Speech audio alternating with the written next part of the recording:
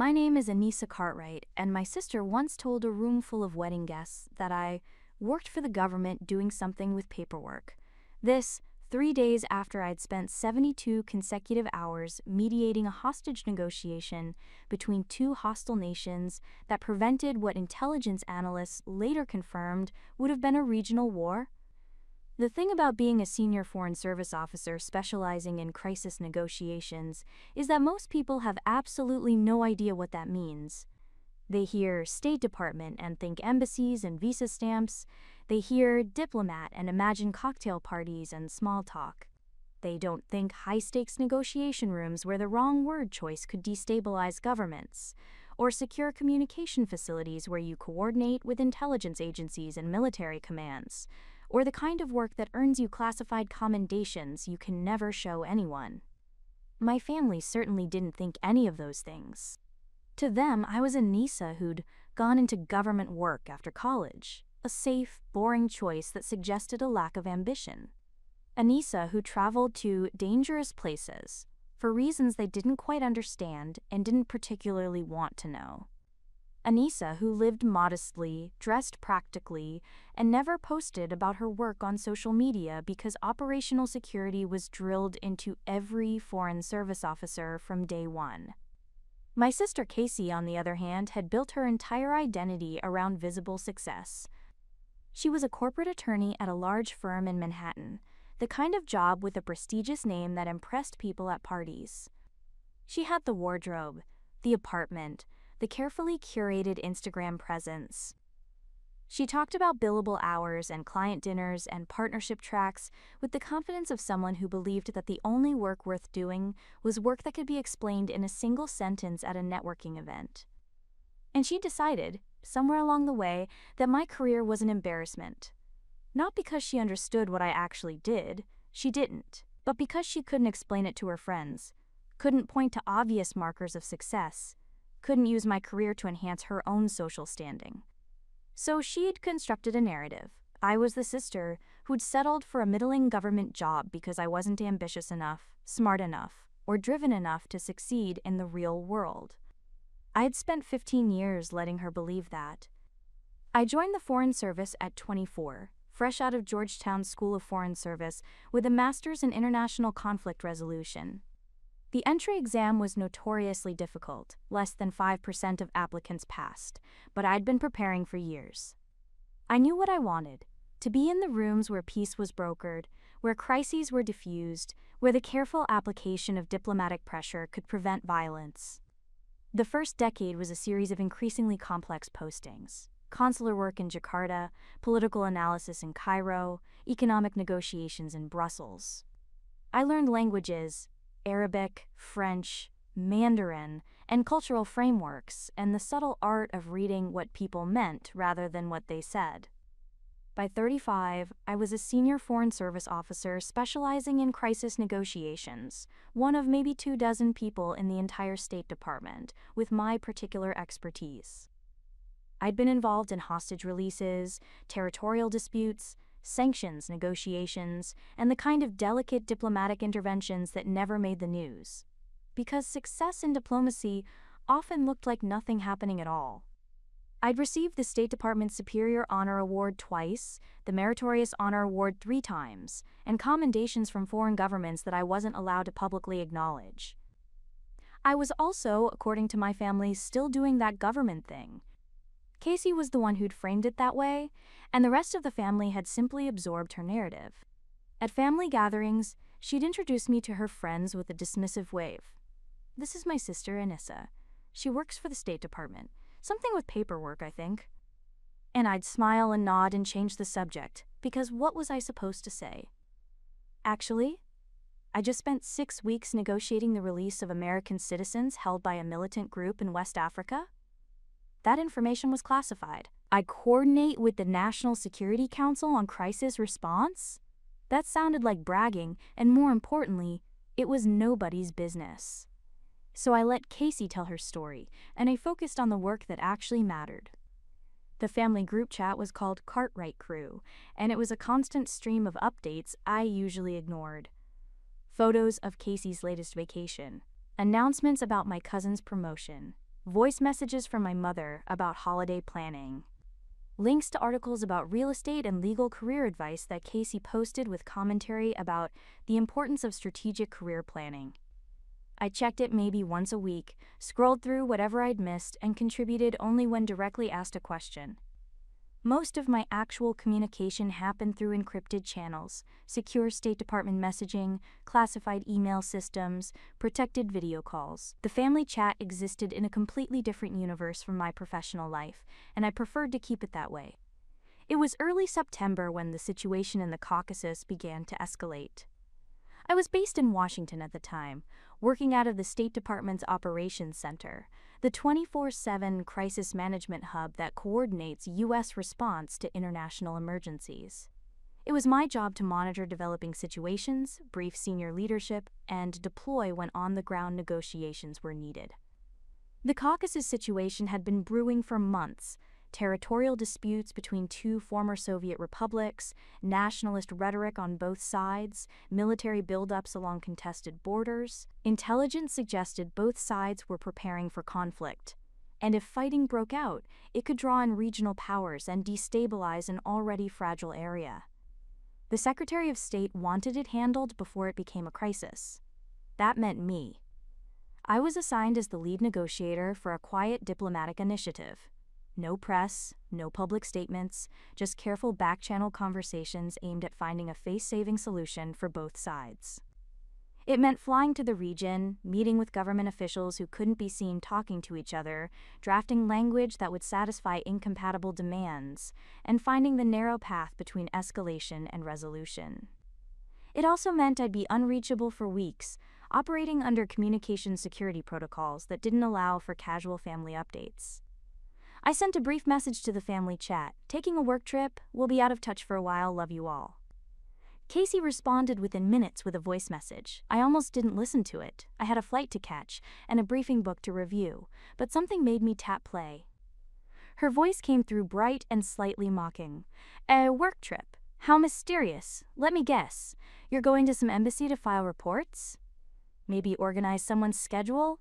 I know you think your job is important, Anissa, but the rest of us have actual responsibilities. Try not to use work trips as an excuse to avoid family obligations. I stared at my phone for a long moment. Then I put it away and focused on preventing a war. The negotiations took 3 weeks. 3 weeks of shuttle diplomacy between capitals, of meetings in neutral locations, of drafting and redrafting framework agreements. 3 weeks of sleeping 4 hours a night, of encrypted calls with Washington, of carefully managing egos and national pride and the complex historical grievances that made every conversation a minefield. The breakthrough came during a midnight session in a nondescript conference room in Vienna. I'd gotten both sides, negotiators in the same room. Officially, they couldn't be seen meeting, so we'd arranged it through third-party channels, and we'd worked through the night to find language they could both accept. By dawn, we had an agreement. Not a final treaty, that would take months, but a framework that pulled both countries back from the brink, established a de-escalation timeline, and created mechanisms for continued dialogue. It was quiet, careful work that would never make headlines. Most Americans would never know how close the region had come to conflict, or that their government had been working behind the scenes to prevent it.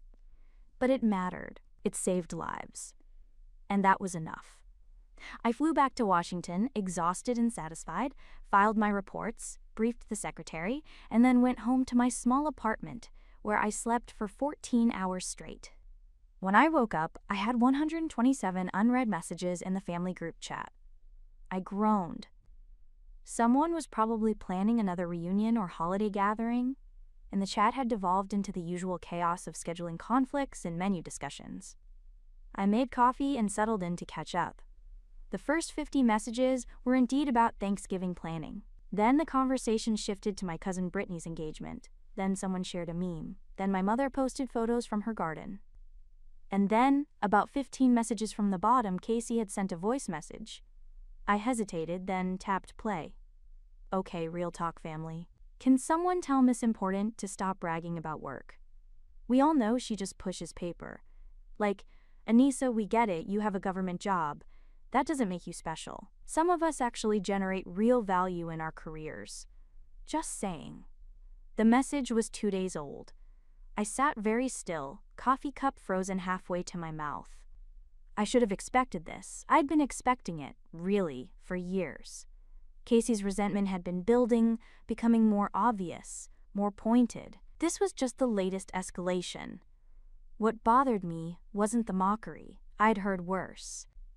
It was the casual cruelty of posting it in the family chat, making it public, inviting everyone else to join in the dismissal of my life's work. I scrolled through the responses. My mother, Casey, that's unkind. Cousin Brittany, LOL, she's not wrong though. My uncle, everyone's job has value in its own way. No one had defended me. No one had said, actually, Anissa does important work, or maybe we don't know what she actually does. They just accepted Casey's narrative as true and moved on. I closed the app and went to make more coffee. I had a meeting at the State Department in 2 hours. Real work to do. I didn't have time to litigate my career choices with people who'd already decided what they believed. The meeting was about recognition. The Deputy Secretary of State wanted to acknowledge the Caucasus negotiation, despite its classified nature. There would be an internal ceremony, a formal commendation, and, surprisingly, a public announcement. The Secretary believes it's important to highlight successful preventative diplomacy, the Deputy Secretary explained. Obviously, we can't reveal operational details, but we can acknowledge that a crisis was averted through skilled negotiation, and we'd like to recognize you publicly. Ma'am, I'm not sure that's... I know you prefer to work quietly, Anissa, but this is bigger than personal preference. We need the American people to understand that diplomacy works, that we have talented officers doing this work, that crisis prevention is real and valuable even when it's invisible. She wasn't asking. When? I said. Tomorrow, 2 p.m., the Secretary will make a statement, present the award, take a few questions. There will be press. Press, I repeated. Yes, State Department press corps, probably picked up by major outlets. Your name, your photo, the basic facts of the achievement, nothing classified. I felt something tighten in my chest. For 15 years, I'd kept my professional life separate from my personal life. Separate from my family's judgment and assumptions. Separate from Casey's narrative about who I was and what I was worth. That separation was about to end. Understood, ma'am, I said. The ceremony was held in the State Department's treaty room, a formal space used for official announcements and diplomatic signings. I wore my professional attire, a Navy suit, State Department credentials on a lanyard, the understated uniform of career diplomats. No military ribbons, no flashy decorations, just the quiet authority of someone who'd spent 15 years earning their place. The Secretary of State gave a brief statement about the importance of preventative diplomacy, about the skilled work of Foreign Service officers, about a recent crisis that had been successfully diffused through expert negotiation, preventing potential regional conflict. Then she called my name. Senior Foreign Service Officer Anissa Cartwright, serving as our lead crisis negotiator, spent 3 weeks conducting intensive shuttle diplomacy under challenging conditions. Her skilled mediation brought 2 nations back from the brink of armed conflict, established a framework for continued dialogue, and demonstrated the vital role of American diplomacy in maintaining global stability. It is my honor to present her with the department's Distinguished Honor Award. She handed me a medal, a simple disc on a blue ribbon, and shook my hand while cameras flashed. I gave a brief acceptance speech about teamwork and the importance of career diplomats and the value of patience in crisis situations. Then the press asked questions. Ms. Cartwright, can you tell us which countries were involved? I'm not at liberty to discuss operational details.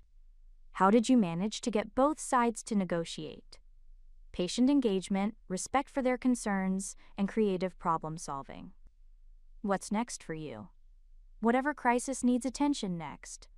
It was over in 30 minutes. Professional, measured, exactly the kind of low-key recognition I could live with.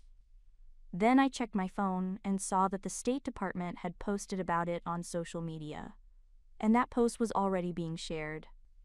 I was in my office catching up on email when my phone started buzzing. First, my mother, Anissa, call me right now.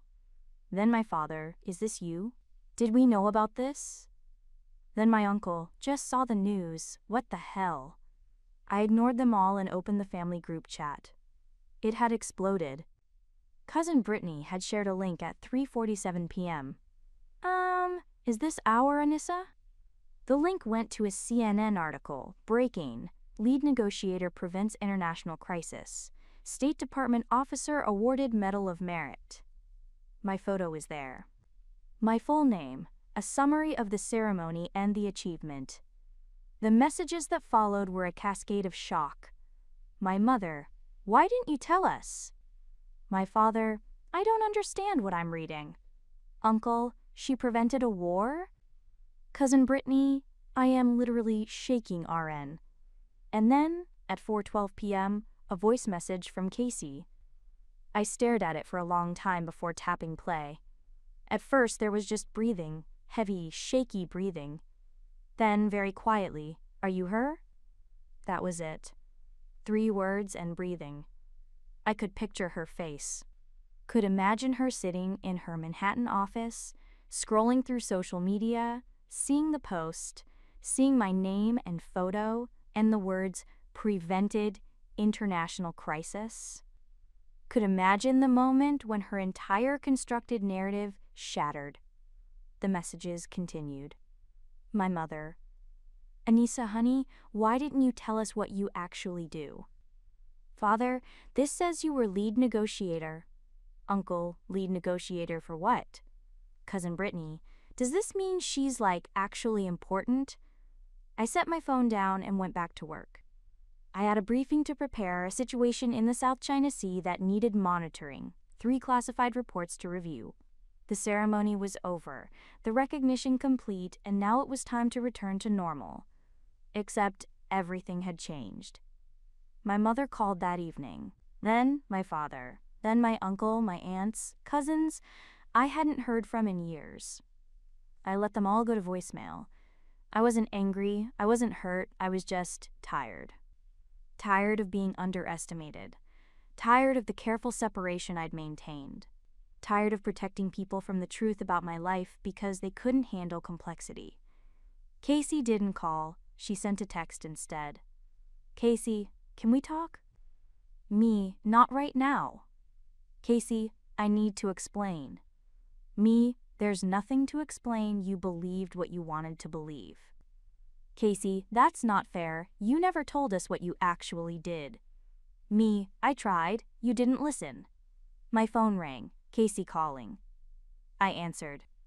Anissa, please, I'm sorry, I didn't know, I didn't understand.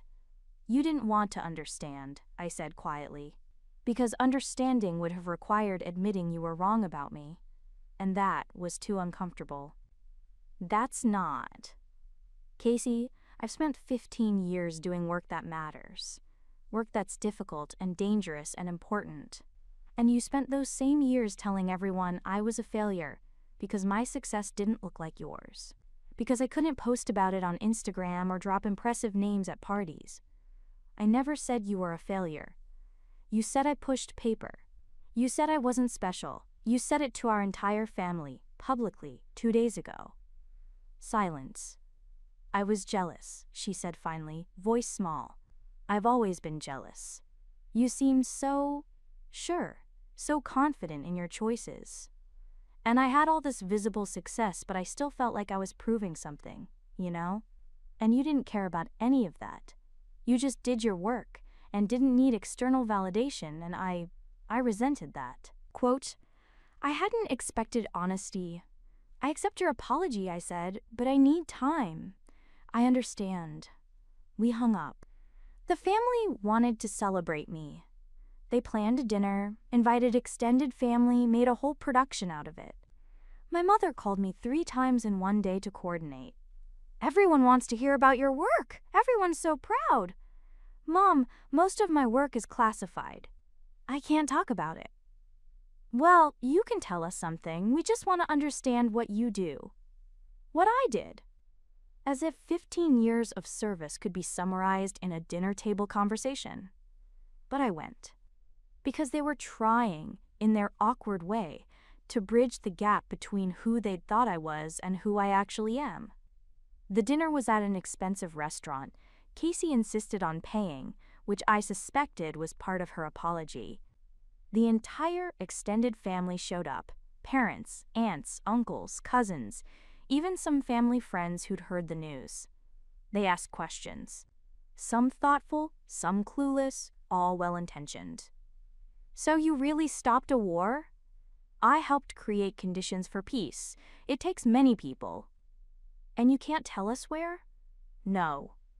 "But it was dangerous?" "Sometimes the work involves risk, yes." Casey sat at the other end of the table, mostly quiet, watching me with an expression I couldn't quite read. Toward the end of the evening, she caught me near the restroom. "Can I ask you something?" "Sure." "Did you ever want to tell us? To make us understand?" I thought about that. "Sometimes, but I realized you'd believe me when you were ready, not before. And I had more important things to focus on than convincing you I was valuable." She flinched. "I deserved that." "I'm not trying to hurt you, Casey.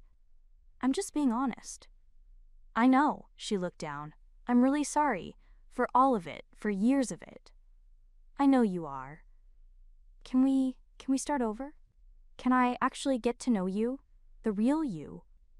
I looked at my sister, brilliant, insecure, driven, and finally seeing me as something other than a reflection of her own anxieties. "Yeah," I said. "We can try." 3 months later, I was deployed again.